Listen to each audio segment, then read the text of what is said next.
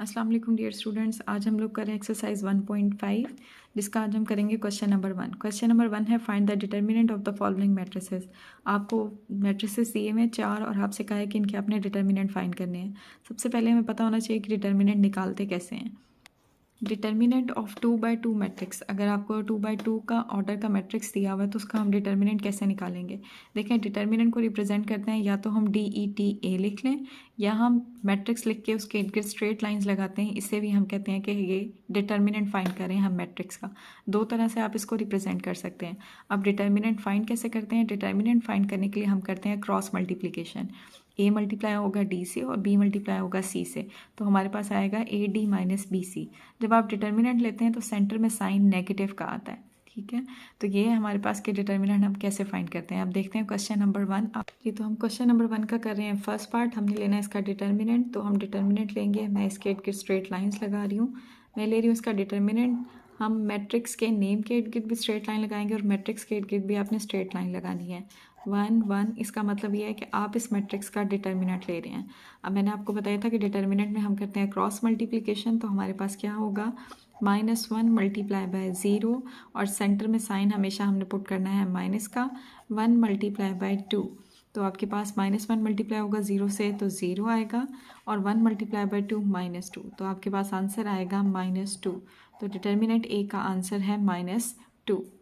अब हम देख रहे हैं इसी का है फोर्थ पार्ट जो कि है D = 3 2 1 4। अब इसका भी हमने लेना है डिटर्मिनेंट, तो हम कैसे लेंगे। Determinant D = 3 2 1 4। जी, अगेन हम करेंगे cross multiplication. 3 multiply by 4 -2 multiply by 1।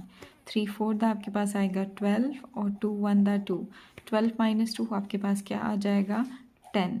तो डिटर्मिनेंट डी का आंसर है आपके पास 10।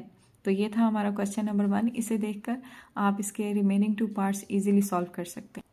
अब हम सॉल्व करेंगे इसका क्वेश्चन नंबर 2 जो कि आपके पास क्या है। Find which of the following matrices are singular और नॉन सिंगुलर मैट्रिक्स।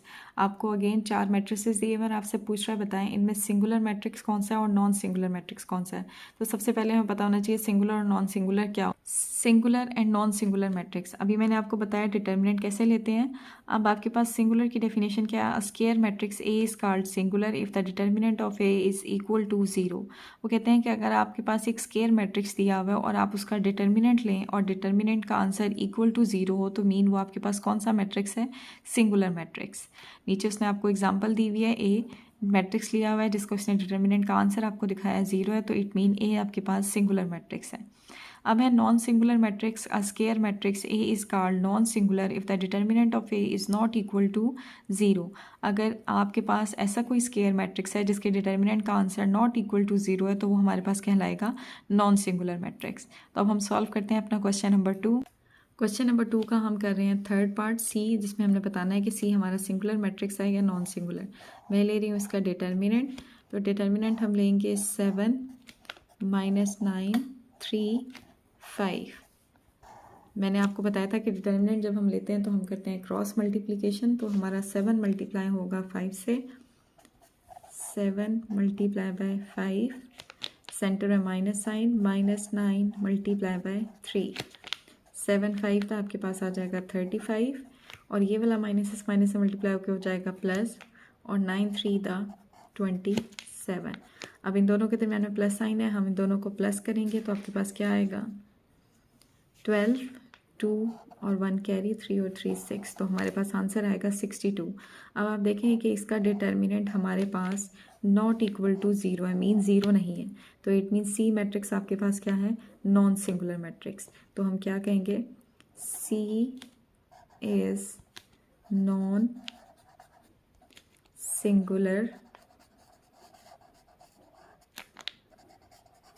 मैट्रिक्स, क्योंकि इसका आंसर हमारे पास नॉट इक्वल टू 0 आया और अगर आंसर नॉट इक्वल टू 0 तो वो नॉन सिंगुलर मैट्रिक्स होता है। अब हम ले रहे हैं इसका फोर्थ पार्ट जिसमें हमने डी मैट्रिक्स लिया है।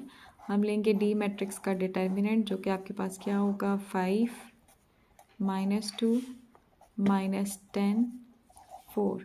अगेन डिटर्मिनेंट में हमने करनी है cross multiplication. 5 multiply by 4 -10 multiply by -2।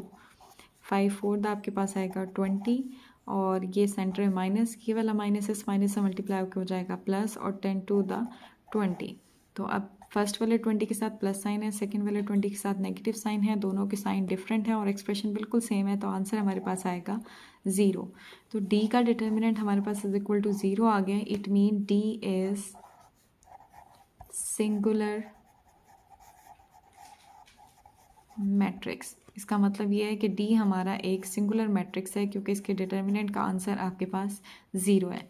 तो ये था हमारा क्वेश्चन नंबर 2। इसे देखकर आप बाकी जो 2 रिमेनिंग पार्ट्स रहेंगे वो इजीली सॉल्व कर सकते हैं। Thank you so much.